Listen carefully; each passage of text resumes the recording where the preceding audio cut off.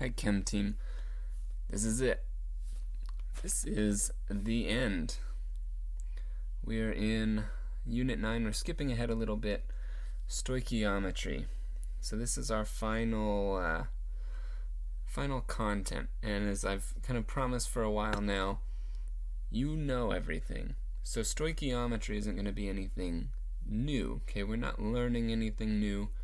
We're just applying what we already know from reactions to in different ways to get this stoichiometry. And so sounds a little weird, right? And I've kind of been hyping it up, but it's going to be totally fine because we already know how to do everything. We're just going to combine stuff together. Now, stoichiometry is the process of figuring out how much of a substance you need or you'll use. And I have within a reaction here because it's technically within a reaction, right? But I kind of say you use stoichiometry every day. And I have a little picture here that kind of shows that as well. We're going to do a baking example in just a minute. But if I asked you, right, how many slices of bread would you need to make 7 grilled cheese sandwiches, your brain would instantly go, oh, 14, because I used 2 pieces of bread for every 1 sandwich. That's the kind of thinking that we have in stoichiometry. I don't know if you all remember a few weeks ago when we did my horrible cooking recipe for cookies, but we're going to come back to it, and we're going to take a look at it through the lens of stoichiometry. The original recipe was 2 eggs, 4 butters, 4 cups of flour, and we got 6 dozen cookies out. Now, really quick mental math here. If you only wanted to bake 3 dozen cookies, what happens to the amount of ingredients that you use? For example, how much butter are we going to use instead of 4 tablespoons? And how do you know? Think about it for a second. Okay. Tell yourself how you know, because it's all about the ratio. In our original recipe, which I posted up top here, we make 6 dozen cookies. If we wanted 3 dozen cookies, we just cut everything in half. Instead of 2 eggs, we have 1 egg. Instead of 4 butters, we have 2 butters. Instead of 4 cups of flour, we have 2 cups of flour. And instead of 6 dozen cookies, we get 3 dozen. Everything is halved because these are all ratios to each other. If you wanted to double the recipe and get 12 dozen cookies, then you would have to double all the ingredients, right? You have to double everything that is the reactant side. 4 eggs, 8 butter, 8 cups of flour. All of the ingredients are doubled, which means we get double the amount of product, double the cookies. Now, if we had a balanced chemical reaction instead, then the coefficients are read as a ratio, and this is called the molar ratio. Here's an example. You read 2 of them at a time. So let's say we're concerned with iron and oxygen gas right now. For every 4 iron atoms in this equation, it will be equivalent in this equation to having also 3 oxygen gas molecules, because the ratios here are 4 to 3. So if we have 4 iron atoms and we conduct this reaction, then we will have 3 oxygen gas molecules.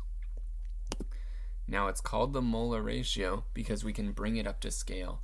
We don't always want to talk about individual atoms, right? So if you multiply by the mole, then these numbers don't read atoms, they just read moles. Because 4 times 1 mole is 4 moles of atoms. 3 molecules times the mole is 3 moles of molecules. So instead, our molar ratio would just be, for every 4 moles of iron atoms, we have 3 moles of oxygen gas molecules. Again, the ratio is 4 to 3, just like we have here.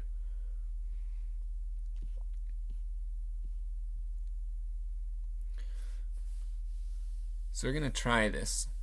Okay, we're going to figure this out. So first, for any of these problems, and I'm going to walk through one with you, balance the reaction and then determine how many moles, this is our problem, determine how many moles of nitric acid, HNO3, you produce if you use 4 moles of nitrogen gas to start. Okay, that's a lot of information. Let's take it a step at a time. First, balance this reaction. We're going to go ahead and write this out, and we're going to balance this reaction here. On the reactant side, we have nitrogen gas, oxygen gas, and water all combine to make nitric acid. Just checking, right, while I'm writing this down, what kind of reaction is this? Think about it for a second. Synthesis reaction, right? Because multiple small things combining to one larger thing. All right. Now, I've balanced out this reaction. And I'm going to underline in blue here. 2 nitrogen, 5 oxygen, 2 water, and the product is 4 nitric acid. In other words, right, the molar ratio is for every 2 moles of nitrogen gas, we have 5 moles of oxygen gas, we have 2 moles of water, and it will produce 4 moles of nitric acid. Let's go back to the problem. How many moles of nitric acid will we produce if we use 4 moles of nitrogen gas to start? Now, you're probably like, but Mr. Brester, we have 2 moles of nitrogen. Well, this is just the equation. The equation written here shows the ratios. It doesn't actually show how much you start with. So if we say that we have 4 moles of nitrogen gas, right? That's the given amount that we're actually starting with. So ignore the coefficients here. All that we're using the coefficients for is to find the ratio, which is going to come up right now, right? We were given nitrogen gas and we're asked to solve for how much nitric acid. How do we have a conversion between nitrogen and nitric acid? Those are 2 different things. This is where that molar ratio comes into play.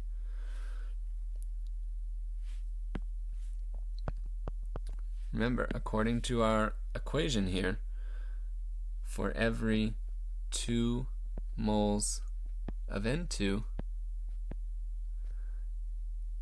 we should get 4 moles of nitric acid out. That's what our equation says. 2N2 right here, 4 HNO3 here.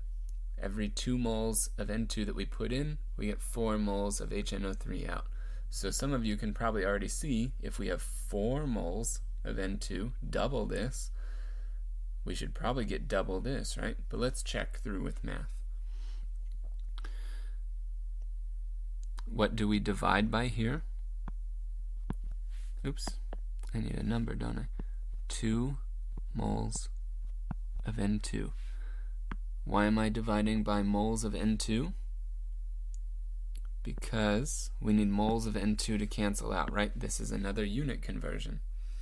We're converting from moles of nitrogen to moles of nitric acid. And what are we trying to get to?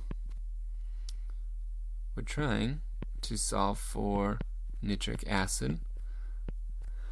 So you're going to essentially multiply by the conversion factor, and the conversion factor is for every 2 moles of nitrogen, we have 4 moles of nitric acid. So I've put that here.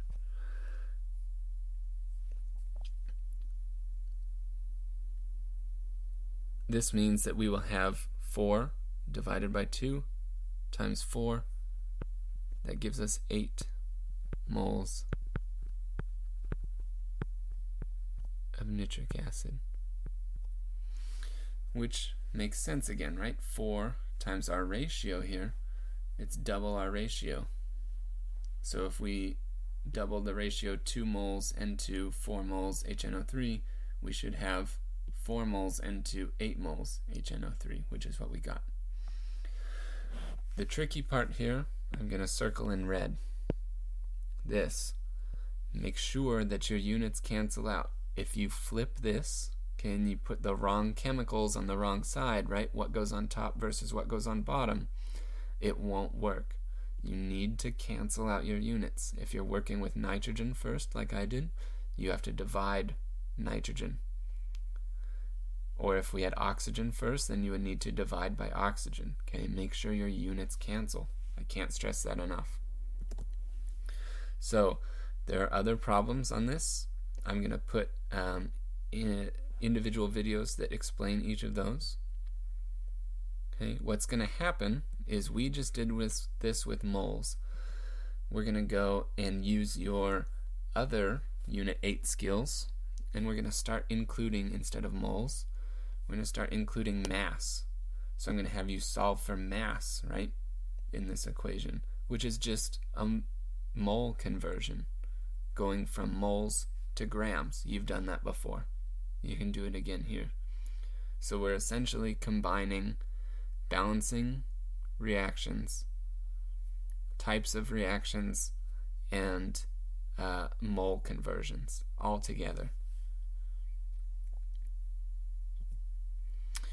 I just have a few tips here.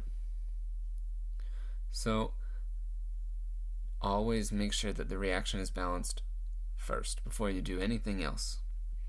Then just follow this pattern. Okay. We had a problem where we started with moles and we ended with moles, so we did 3 out of the 5. Some problems you'll start with mass and you'll have to end in mass. So it's always mass converted into moles, use the molar ratio to convert it into a different element, still in moles, and then convert that back to mass. Again, like I said when I was writing out the problem, the units are very helpful. Make sure that they cancel, and you can use them to check where you need to go next. Also, I might be tricky, and I might ask you to solve for reactants instead of products. Just flip the molar ratio. Okay? Stoichiometry goes both ways. That ratio is good either way. You just have to flip it around in the math. So instead of multiplying, divide. Okay? And then last thing, I'm trying to work this out. We'll see if it makes it into the final cut here, but I'm trying a different method as well called a BCA chart if conversions aren't your thing. So I'll have a link here as well when I get done with all these video recordings. Alright. You'll have individual recordings for, like I said, for each of the problems on this. So go through them at your own pace. Okay, check your answers if you want, and good luck.